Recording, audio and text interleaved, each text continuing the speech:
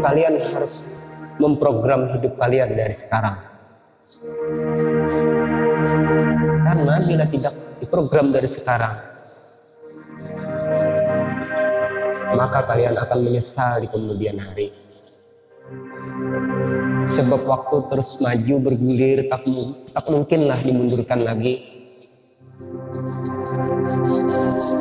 Padahal sesuatu yang ingin dibuat, ingin diprogram itu memerlukan proses waktu yang panjang. Tidak mungkin pohon ditanam langsung berbuah. Oleh sebab itu, apa yang kalian inginkan di masa depan harus kalian program dari sekarang. Apapun yang kalian inginkan. Nah, ada beberapa hal yang harus kalian perhatikan dalam hal ini, bahwa untuk kesuksesan hidup di masa depan hanya ada dua hal yang harus kalian kerjakan, yaitu berdoa dan berusaha.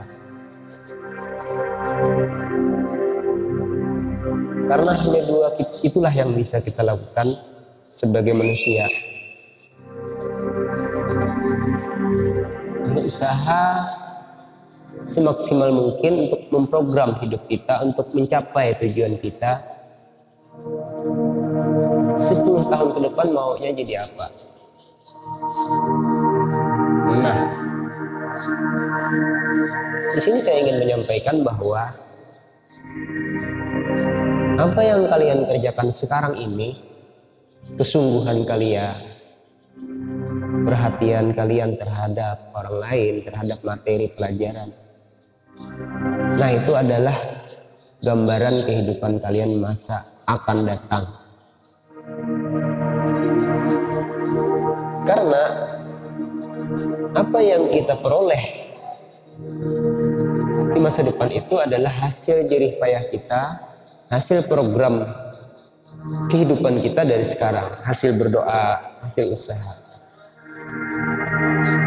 Kita harus berdoanya dari sekarang, belajarnya dari sekarang. Jangan sampai begitu mau ada keperluan baru berdoa. Jangan sampai begitu ada keperluan baru berusaha untuk belajar. Selama ada kesempatan untuk belajar dan berusaha pada saat ini, usaha kalian adalah belajar. Bila ada kesempatan untuk belajar, gunakan. Jangan sampai nanti pada suatu saat kalian memerlukan, kalian baru belajar. Pada saat ini mungkin apa yang kalian pelajari itu kalian anggap tidak bermanfaat. Tapi di kemudian hari kalian akan tahu apa yang kalian perlukan sebenarnya. Kalian akan menyesal. Persis pepatah orang Bahari, jangan sampai bahira bedahulu hanyar mencari lubang. Bahira keluar datahi diburit hanyar mencari luang. Kata kau lagi dibuliki waktu kada bisa diundur-undur lagi. Nah, karena kalian mempunyai kesempatan sekarang ini, maka pakailah sekarang untuk belajar. Contoh, kenapa saya selalu setiap tahun itu memberikan motivasi kepada siswa-siswi kelas 9 itu untuk kursus komputer. Contoh, kalian mungkin tidak akan menganggap bahwa itu ada manfaatnya untuk saat ini. Tapi tahu enggak kalian, jangka pendeknya, nah ini jangka pendek, 10 bulan ke depan, kalau kalian sudah bisa menguasai komputer, lebih terlatih, ketika kalian ujian UMBN berbasis komputer, maka kalian akan mudah. Sebab tidak akan lagi menyusahkan orang lain. Contohnya begini, coba kalau kalian tidak belajar lebih dulu, tidak kursus, Kalau kursus ya tidak semua orang bisa ya, karena terbatas kuotanya. Belajar di tempat lain. Misalnya masuk ruang ujian, padahal semua materi udah hafal di otak. Kalian merasa sudah sangat pintar, sangat cerdik untuk menjawab semua pertanyaan guru. Kalian tidak perlu lagi kursus komputer, belajar komputer dan lain-lain, karena tidak dianggap penting. Tapi ketika kalian masuk ke ruang ujian, kalian malah bengong, salah pencet, salah ini, tak keluar. Orang sudah menjawab 20 soal, kalian baru gotak-gatik menghidupkan komputer. Memanggil minta bantuan sama instrukturnya, memanggil bantuan sama operatornya, sama pengawas, dibantu sebentar, ditinggalkan, salah lagi. Salah pencet lagi. Kenapa? Karena tidak mau belajar. Nah, oleh sebab itu dari sekarang kalian harus belajar. Contoh kedua, kenapa saya selalu memotivasi untuk belajar? Selain pelajaran di sekolah, kalian belajar juga kursus komputer misalnya ya.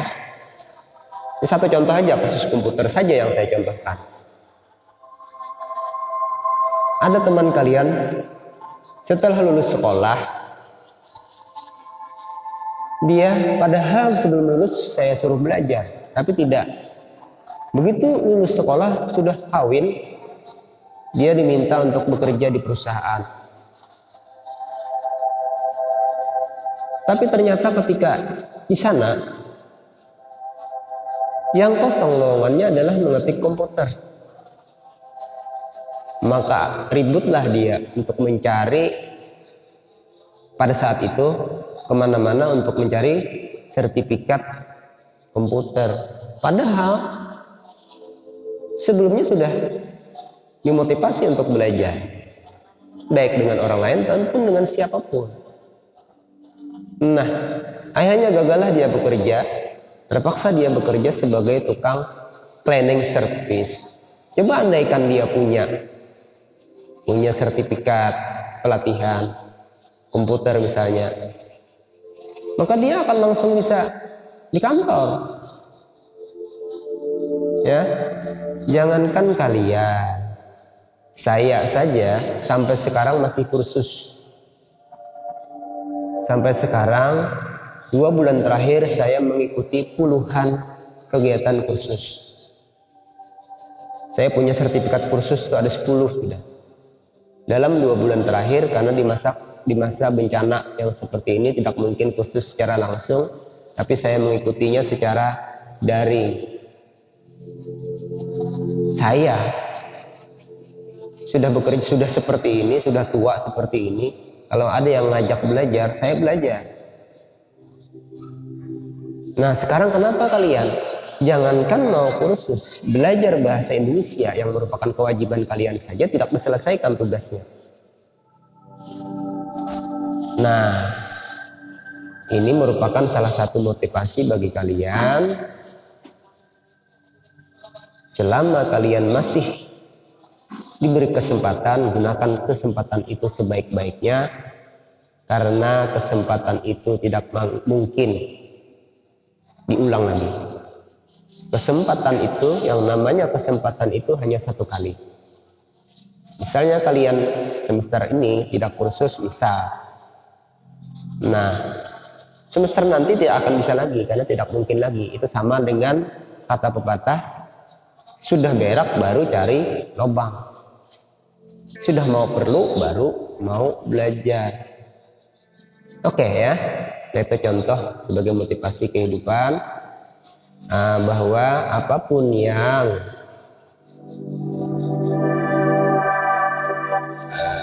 dianggap tidak perlu oleh kalian saat ini, tapi itu adalah baik, khususnya untuk belajar, itu adalah suatu hasil usaha ya, yang akan kalian temukan apa manfaatnya di kemudian hari.